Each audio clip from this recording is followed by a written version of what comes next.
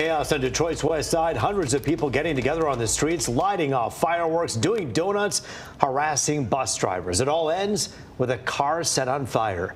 Good evening, everybody. I'm Rupraj. And I'm Mimi Lang. This all happened early Saturday morning, and it is the second time in 2 weeks a rowdy crowd paralyzed a Detroit neighborhood. Fox News' Jessica Dupnack joining us live with more. Jess, that had to be a frightening scene for some out there.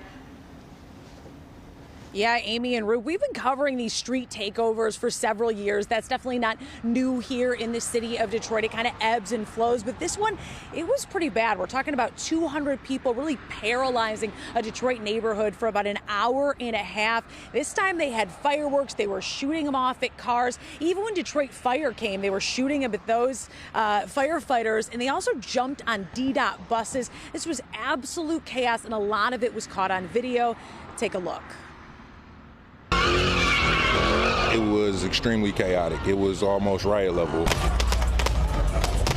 They were shooting fireworks at cars, at passersby.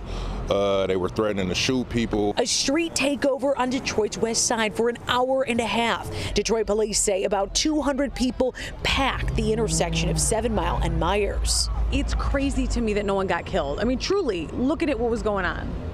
Definitely. Alcohol and guns don't ever mix. Stephen Erder lives a couple houses down from where it happened around 3 a.m. Sunday. A group of people were jumping on top of the white Challenger that was set on fire, and then a group of people started to jump on the bus, and then they started shooting fireworks at the bus, throwing M80s at the bus. 3 people were arrested when Detroit police eventually assembled and responded. We had to pull police cars from multiple precincts. You can't send one scout car into a crowd of 200 people and not put the officers at risk. DPD's mobile field force put in place last summer after another illegal gathering on the city's east side where 21 people were shot, but their shift ends at 3 a.m. It's becoming clear to the chief and me that these folks have figured out the mobile field force is going home at 3 o'clock and have adjusted their strategies. Now that team will stay out until 5 a.m.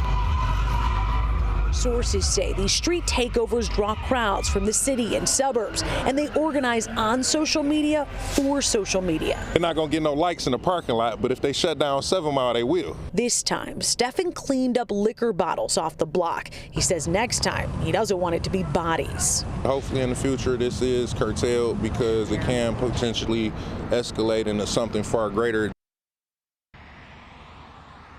Hey, you see that ring of fire lit by gasoline in the intersection? Just unbelievable. A lot of folks may be wondering why this intersection of 7 Mile and Meyers.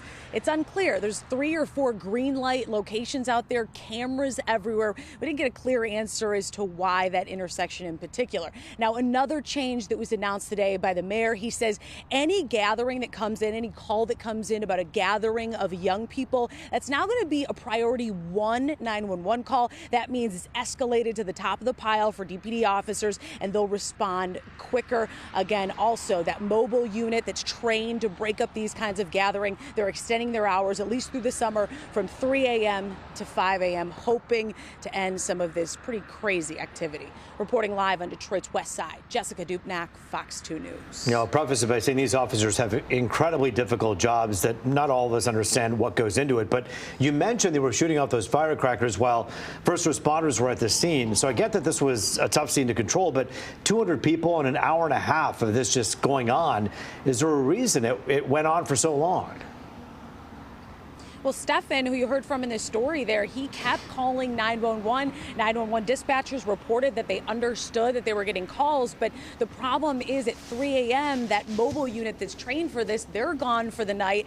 Remember, it was 4th of July, so there's calls all over the city, so it was kind of a strategic manpower issue. You can't send one scout car into 200 people. Sure. You saw how rowdy it is, so it does make sense. It's hopefully something they can learn from, and this doesn't happen again. Well, it sounds like they did, talking about the timing and what the mayor and the chief want to do to change it.